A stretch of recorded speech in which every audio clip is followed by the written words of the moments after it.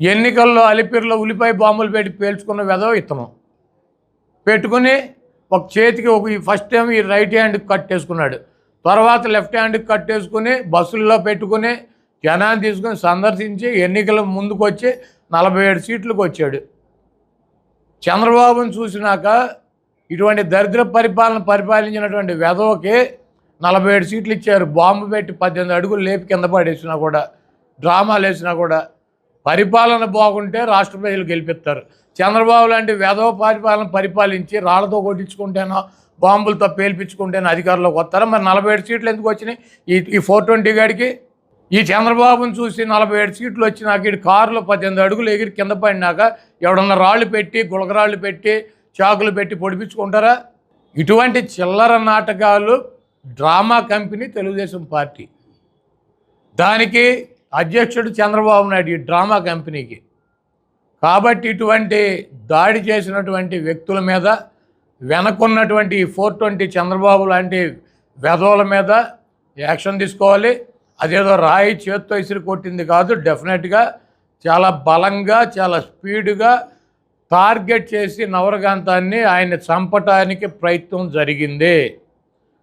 అది ఇక్కడ తగలకుండా ఇక్కడికి వచ్చి కనుక తగిలితే ఆ ఫోర్స్కి జగన్మోహన్ రెడ్డి గారు ఉండేవాడు కాదు.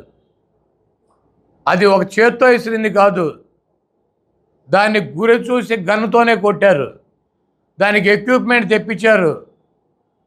జగన్మోహన్ రెడ్డి గారు ఎన్నికల ప్రచారంలో తిరుగుతాడు, ఆయన ఏదో ఒకటి చేయాలన్నటువంటి దుర్మార్గంతో ఇదంతా పక్కా ప్లాన్గా ముందు నుంచే ఉన్నారు.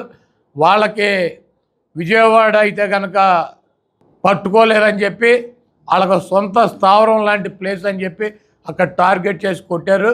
కాబట్టి ఈ చేయించినటువంటి 420 గాళ్ళ మీద, ఆ కార్యక్రమాన్ని చేపట్టినటువంటి వెధవుల మీద ఇమ్మీడియట్లీగా యాక్షన్ తీసుకోవాలి అధికారులు.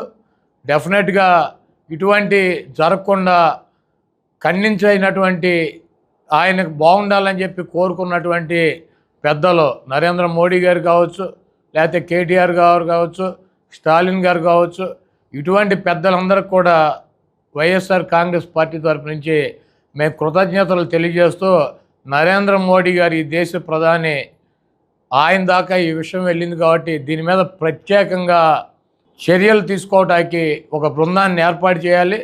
జగన్మోహన్ రెడ్డి గారికి బ్లాక్ క్యాట్ సెక్యూరిటీ ఇవ్వాలి. జగన్మోహన్ రెడ్డి గారిని కాపాడాల్సినటువంటి అవసరం ఈ కేంద్ర ప్రభుత్వం మీద ఉంది. ఆయనకి సెక్యూరిటీ పెంచాలని చెప్పి నేను కోరుతున్నాను.